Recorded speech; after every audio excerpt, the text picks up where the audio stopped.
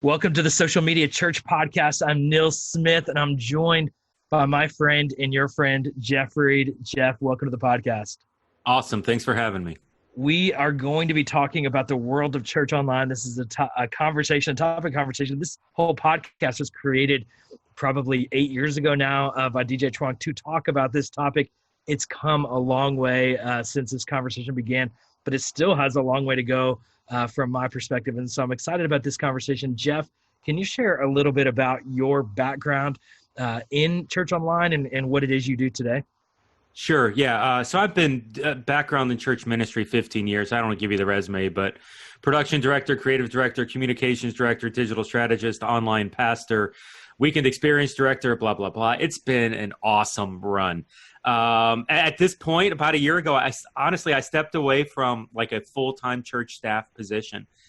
Instead, I looked at kind of the landscape of where church is going and this idea of church online. And so I really started a separate company, completely entrepreneur on my own. It's called thechurch.digital, where I help churches figure out how to do church online better, what church online even means and how to expand on that. You know, we know that basically there's probably about 10,000 churches in America each week that broadcast their services online.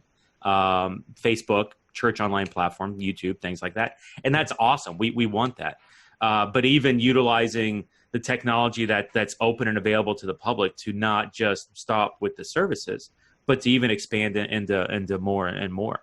By the way, there's 10,000 churches that are doing that. There's like 350,000 evangelical churches in America. So very small percentage are broadcasting. To take it a step further, there's probably less than 300 that are actually doing some sort of like online small groups, biblical community, something like that. So when you've got 350,000 churches and like less than 300 are doing small groups, there's a vast gap there. And it's trying to help churches understand, hey, this digital disruption that we're feeling in churches now as the world around us is going more technological, this isn't something that we should avoid and consider an obstacle. This is something that we should embrace and find ways to work through it and find ways to make it work for us. And so it's helping churches kind of wrestle with that. It is a wrestle, that's for sure. And I think what's happening in our world is that the world of online and offline are really becoming more and more gray or integrated. And so I think churches, it was either as if you used the internet or you didn't use the internet. But I think the question now is how to use the internet. Jeff, I got to share a quick story. And I want to hear your definition though too about what is church online. But I got to share a quick story of my kids yesterday, Saturday. Today's Tuesday. My kids and I were out and about. We were on a daddy-daughter date. My kids wanted to go to the toy store here in New York City in our neighborhood. And so we went to a toy store. It was closed. So we went to the other local toy store, and it was closed. And my oldest daughter said, I know where a toy store is that's open right now. And my youngest daughter said, where? And she's like, the internet. And my youngest was like, the internet's awesome. Of course. The internet never closes. There's millions of toys on the internet. Let's go get on the toy store on the internet. And they came home. They got on their Chromebooks. They're 8 and 10 years old, and they went onto their digital toy store. And for the next 30 minutes, they went toy shopping on the internet.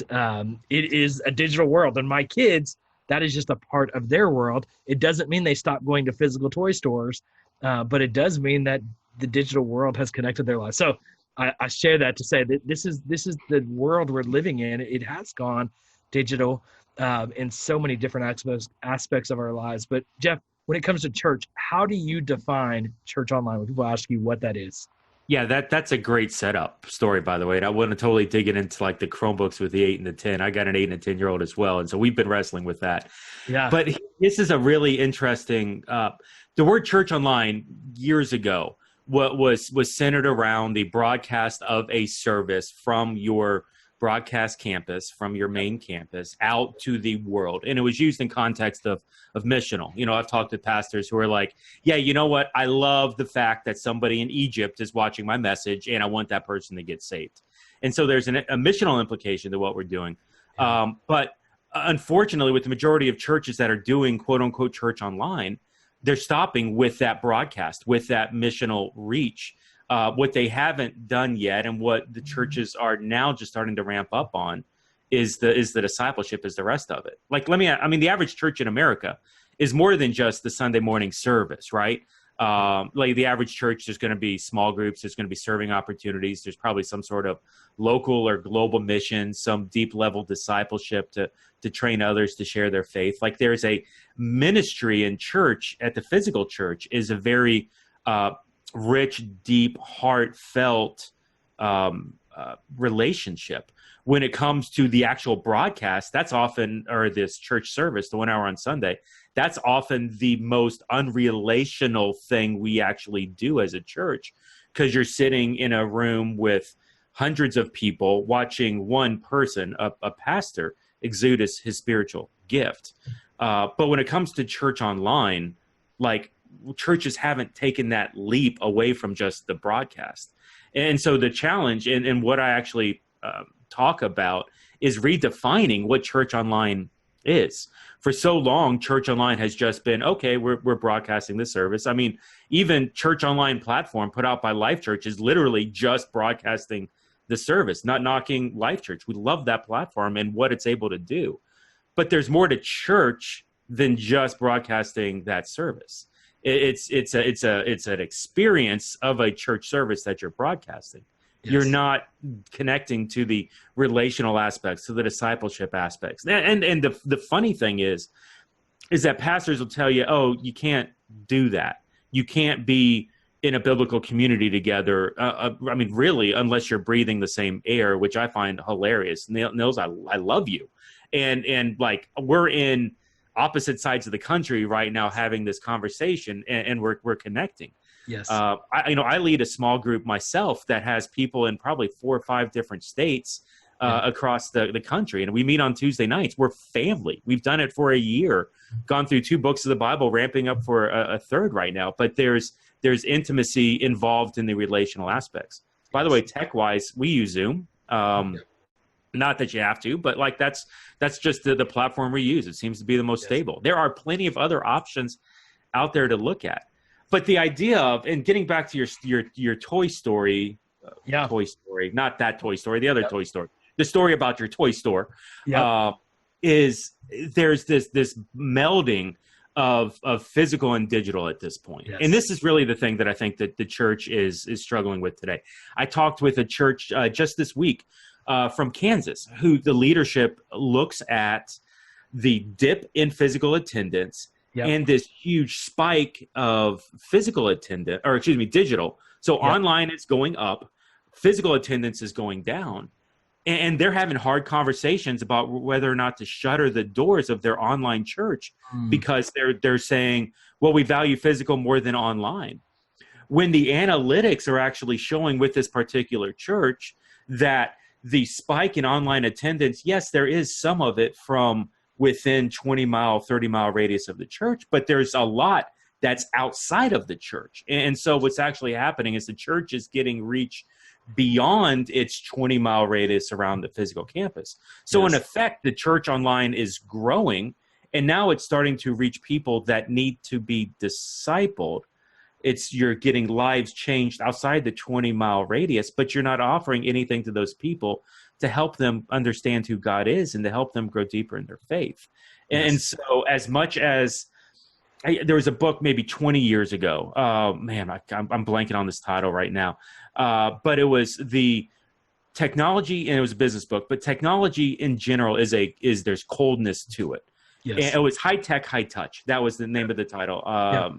Anyway, the purpose of the book was, the more technology that you use, the more relational you have to be to combat the coldness and the distance of the technology. And so as church online, we got to wrestle with that.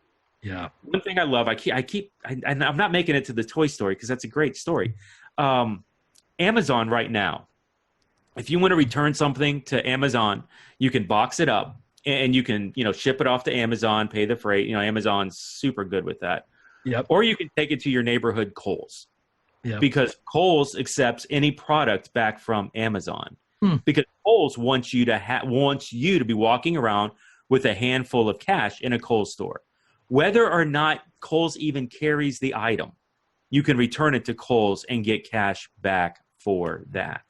And so as a result of it, you're seeing another experience of where physical and digital are getting melded together.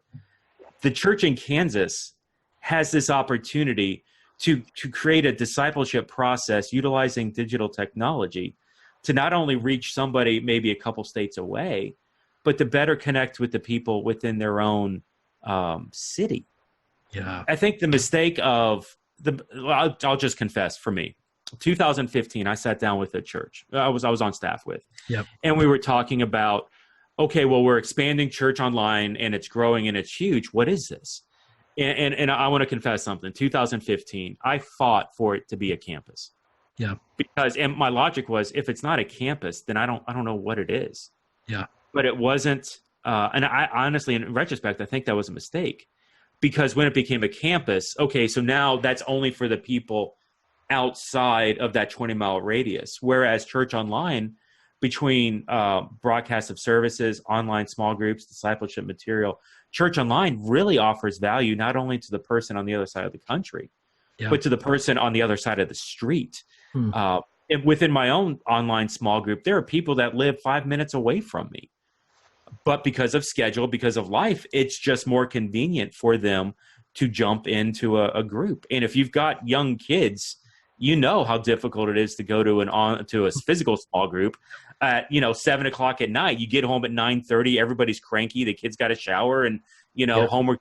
Like it's maybe it's right, maybe it's wrong, but it's the right way to get people connected into this deeper relationship. I love it. I think, there's so many complexities to this conversation. And I remember, Jeff, having, when I got started in the world of church online, it was about 10 years ago, and people thought, we were nuts. At Community Bible Church, we were one of the first, I would probably guess 10, 12 churches into the space. And I remember too, I was, a heretic. I was helping people cheat on their spouses because people cheated on their spouses on the internet. I was all these things of like, I can't believe you're doing this. Well, today the conversation has shifted of how do we maximize the internet? I think there's no doubt there are challenges to online interactions. There are bad habits that are created. There are things that are unhealthy in how we interact online, yet there is incredible value of also what happens online we live in New York, my family's in Texas. Thank God for things like Zoom and FaceTime to allow for my kids to be really connected to my parents. Just the incredible connection of technology. The other side is that I think that we see, and it's interesting to hear your story about a church who feels like their physical attendance is declining and their digital attendance is increasing, because to this point in 10 years, I've yet to have a real conversation, unless there was a unique circumstance, of a church who hasn't increased in physical attendance after they went online. It is a front door for your church. Before you go to a restaurant, you check the menu online. You check, the Yelp reviews. We interact. And so it really augments. And the reality is, people, there's so many aspects of people aren't attending every Sunday very often, but the way they're able to be connected when they're not there, the way they're able to connect between Sundays, there are so many tools that it can augment what's happening in your physical space for your local congregation, as well as allowing you to have a global presence and engagement. There's so many value adds to the world of church online, and there's so many complexities. I think there are so many things. I was with an organization, last week or a ministry who was really wrestling through their ecclesiology around church online, and what are we going to call this church, or is this basically a live stream? And I think that language is important. I think it's a good wrestle for churches to figure out. But I also think that while you're so busy trying to figure that out, you're missing incredible kingdom opportunities. Yeah. And as you're doing it, and this is what we found. I remember when we launched online church at Community Bible Church, we launched it in a week, literally from our first time as an experiment. We didn't know what we were doing. And then we had the question of communion or baptism and membership and small groups, and we figured it out and we wrestled with it and we made some mistakes, but it was okay. I think today you can learn from churches like Life Church or Saddleback or Christ Fellowship or many of these churches that have led the way for years in this space and learned a lot. But I think you also need to figure it out for yourself. But don't wait till you have it all figured out to go. Yeah. Start figuring it out. Now, Jeff, I want to get into technology a little bit because a big barrier to entry for a lot of churches who do say we want to use the internet, but it's too expensive. Talk about what you're seeing in the state of technology in the world of church online, and where do you see it going? Sure. Well, I can tell you it's never been cheaper than it is today. Yeah. And so it was funny. Like I had a church I was meeting with, a couple pastors. One of them was pro, one of them was con, and church online with the tech piece. And I brought up the cost, and the one pastor was like, Jeff, it's just too expensive. We can't afford it. And the other pastor was like, you can't afford not to do this. Yes. And it really just becomes this different set of mind. There are, and it's funny, we were talking earlier, we've got a mutual friend with Jim Tomberlin, who was the father of multi-site, right? Yep. And so, I mean, literally like one of the four founders of this, I don't want to overstate, but just really was involved with Willow Creek creating the movement of multi-site today. And there were plenty of hurdles along the way in Jim's story of, hey, you know what, is this multi-site thing going to work? And it, I call it limitations of the model, where there's a problem. And so, but one of the things that I love about Jim is he slammed the door. He got people in the room and said, guys, we got to solve this. Let's figure it out. And years later, there are thousands of multi-site churches in America that are utilizing that method to reach out. Yeah. But it's all because guys like Jim saw the limitations of the model and said, we got to figure this out. Yep. The truth is, like, we don't have church online figured out.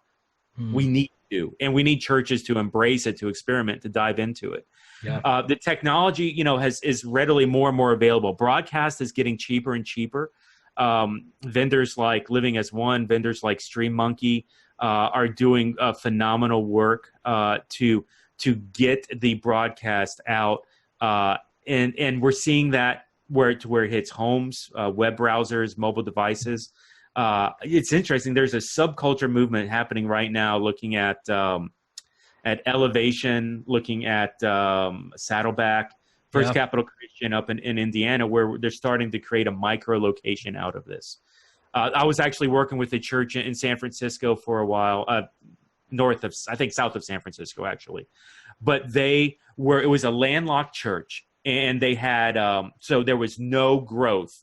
There was no multi-site because it was in that area. It was just way too much money. And they were working towards creating their multi-site strategy was centered on digital, around these micro locations. Yeah. There's a church up in New England where it's like 95% of the people are not coming to the church because there's so much negativity. Yes. And so for this pastor, he's looking at creating a microsite movement, empowering people, breaking up. They're literally talking about selling off chunks of the physical campus, just having a broadcast center, and then using technology to create micro locations where people can invite their neighbors and their friends in and experience church in a safer environment. Yes. And so the technology of this is, man, hook up a Chromebook to a TV. You're not talking like rocket science here. Something fancy would be like an Apple TV app, which might even be overkill in some context of this. Yeah. When it comes to like, what you and I are doing, talking together, Zoom, Blue Jeans, Google Hangout. I've been really impressed with Google Hangout in recent months. Yep. But this is the other thing that I do know. As 5G within 2020 starts to roll out, we're going to see more and more churches, more and more businesses embracing this technological movement and utilizing this. There's a church, forgive me, now I'm blanking on the name of the church, but it's the church that pioneered the church home movement, which is a mobile app that leads somebody through a discipleship process. So you can, study the word, learn.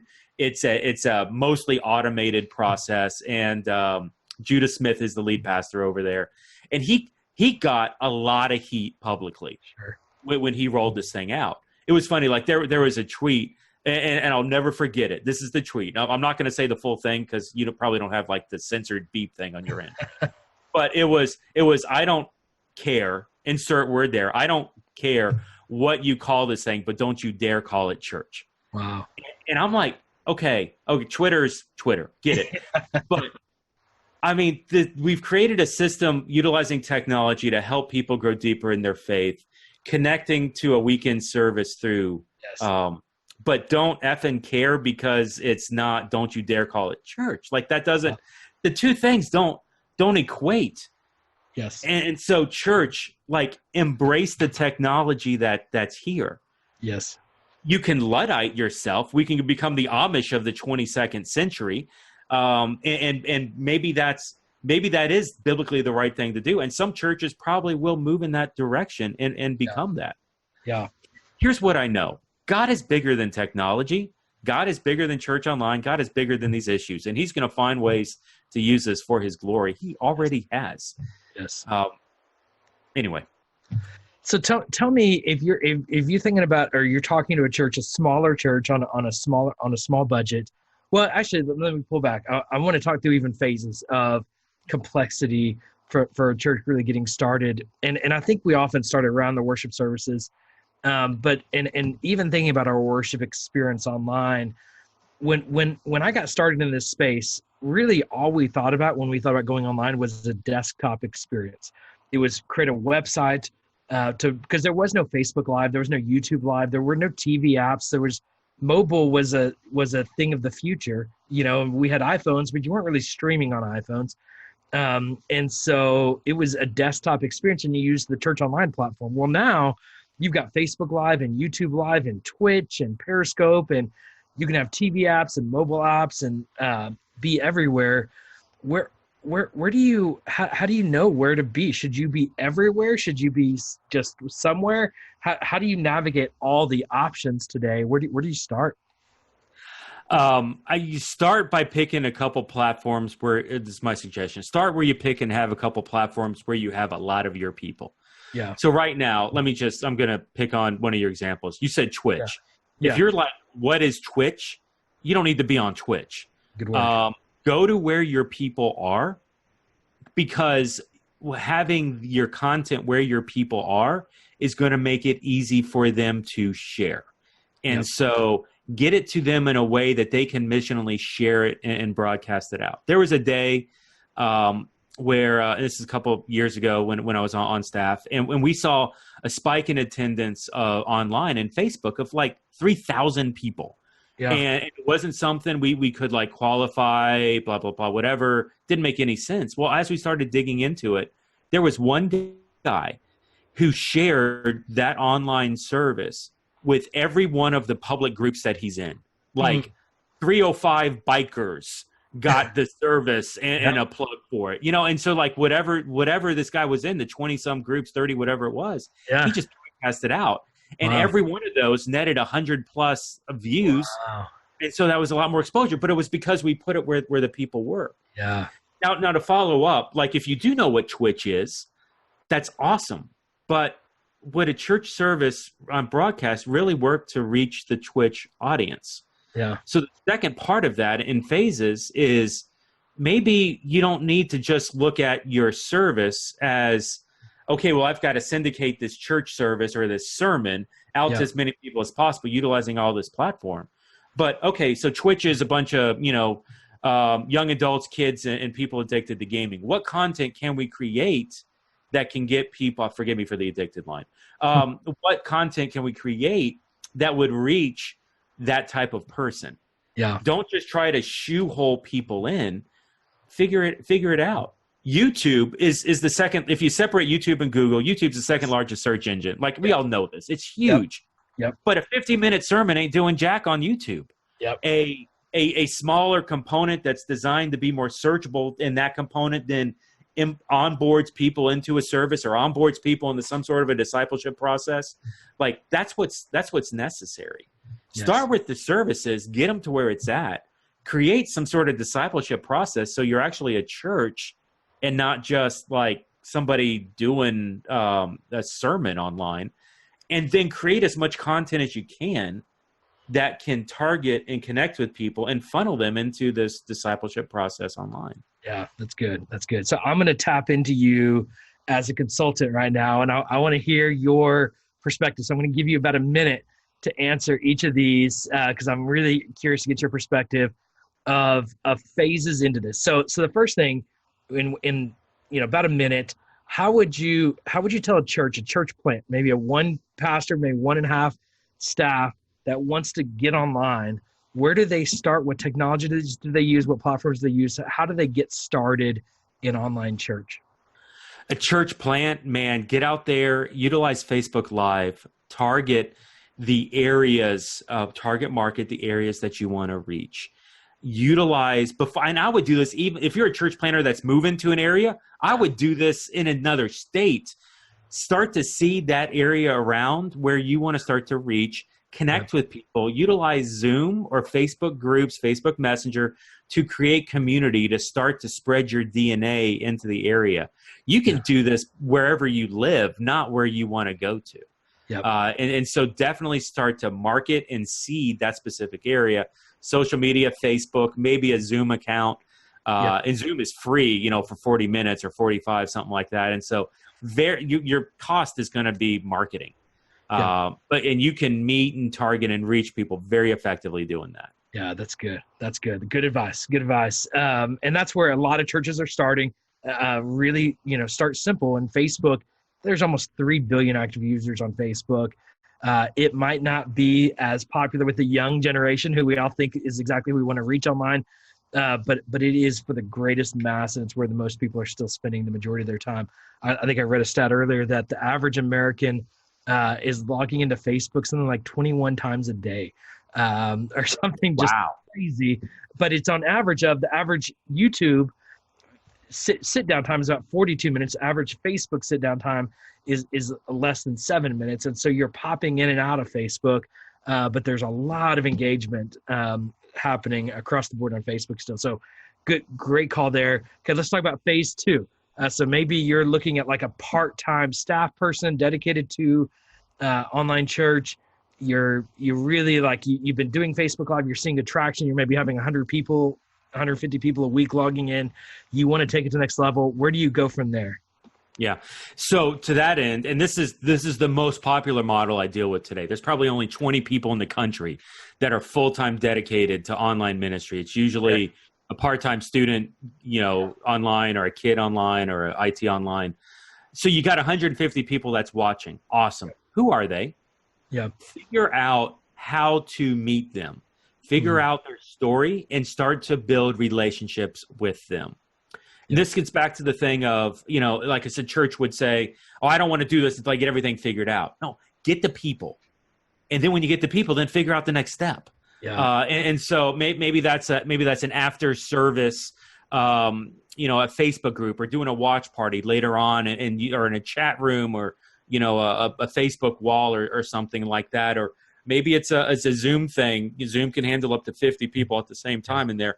But start to build relationships with them, because if you're a church, you're more than just broadcasting that service. It's not just an online experience; it's church online. And so those 150 people. Well, if you had 150 people just attending at a physical campus, what's the next step? You'd want to, let's get you in a small group. Let's get you in a membership, a next step, a one-on-one. Whatever your process is at the physical church, those 150 people that are now watching online, it's time for you to integrate them deeper into your church online. I love it. I love it. Now let's talk about, for a church that is wanting to push the limits of technology. Budget isn't a limit. Staffing isn't a limit. They want to go all in on church online. Where do you encourage them to invest their resources, to where to staff, how to staff? What do you say for a church that really wants to go all in with church online? Yeah, I had an online pastor call me, and he said, Jeff, I just got $5,000. Yes. Somebody just gave me $5,000 dedicated to the online campus.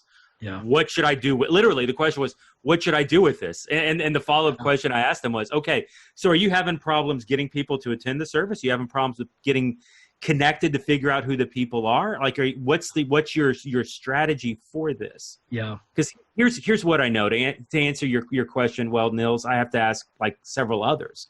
Because at the end of the game, there's probably 4 or 5 different strategies for Church Online. Is the end game of Church Online to get people in the seats, so it's a great front door? Is the end game to gather people together to create micro locations or even future multi-site campuses? Like what's the purpose of that? Yeah. And so there's a strategy component to this. Now, like if you were telling me, well, Jeff, if you had the money, what would you spend? Like what's the next frontier? I think micro locations is this next model where, all right, so we've got this broadcast service. I'm a multi-site church. I already believe theologically that I can create different locations. Instead of paying a pastor, a campus pastor, to go lead 250 people at, new campus Z, 40 minutes away from me, what if we train volunteers to lead a campus of 20 to 30 people out of a home or out of a workplace or out of a rehab center? And I mentioned Church Anywhere, First Capital Christian. Like that's the thing they did. Yeah. But where they now have 16, they call them campus pastors, but they're essentially volunteers who are leading micro locations in prison ministries, in after school centers, in hospital rehab centers, in the most phenomenal, heartfelt ministry minded places. And they've effectively reaching, the church is only the size of 850, so medium-sized church. But they're reaching another 450 to 500 people a week through these micro locations. And so a small church that's like, and the budget on this, once again, it's a Chromebook hooked up to a TV, and chances are the location already has a TV. And so it's utilizing a strategy for Church Online.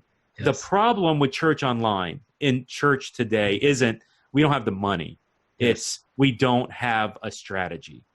And so when the strategy comes, you figure out the money.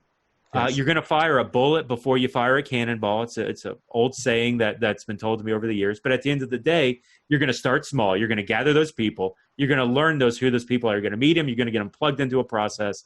And then you're going to figure out, now that they're plugged in, where are they going? Where do you want them to go? Yes. And it's that experiment to get there.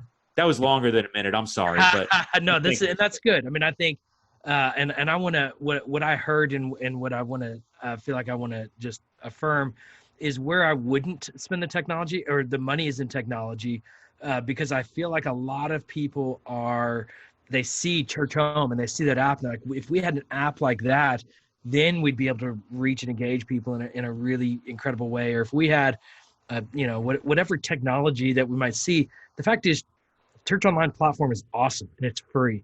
And StreamMonkey has created a great streaming provider. You don't need to build your own streaming service. Like, use these technologies that are affordable, powerful. Facebook is free. YouTube is free. Use these technologies. It's really, if I were to look at where I'd invest, advertising will help you scale, as you were saying. Do you need to grow? Are you not reaching enough people? I think great content, really invest in creating great content. That matters. The quality matters. And really at the core is community. Because if you're reaching people and you're not engaging them in community, it's not church. And I think that's where you have to then lean into staffing and staffing at the end of the day that can scale, that's empowering volunteers and leaders to really effectively engage microsites, online small groups, discipleship resources. There's so much there. But I think what I would advise and what I heard you say is, the technology is not where you need to be investing. It's really figuring out, do we need to focus more on community? Do we need to focus more on growth? Do we need to focus more on content development and improving our production side of things? So anyways, it is an exciting day in the world of Church Online. As we wrap up this podcast, Jeff, is there any final advice you want to share with pastors or ministry leaders that are listening today? Yeah, don't be afraid to experiment. So often, I was at a conference and I heard an executive pastor who is a former Fortune 500 CTO, well-known company, pedigree. I feel like I should really respect this person and what they were saying. And so I went to the breakout, I was listening to the person, and this was pretty much the takeaway. This is a technology innovation conference. And the person basically said, hey, smaller, medium-sized churches, wait for the big churches to figure it out. And then once they pay for all the bleeding edge, tech and get the systems figured out, then just copy what they do. I died inside just hearing that. Because while we love the saddlebacks and while we love the elevations and what these giga churches are doing, and yes, they are paving the way for a much larger conversation. Some of the stuff, and I've mentioned First Capital a couple of times, but some of the stuff they've done, a small church on the wrong side of town, on the wrong side of the railroad tracks, way out in the boondocks, is reaching 500 people within their small town of 3,000 people.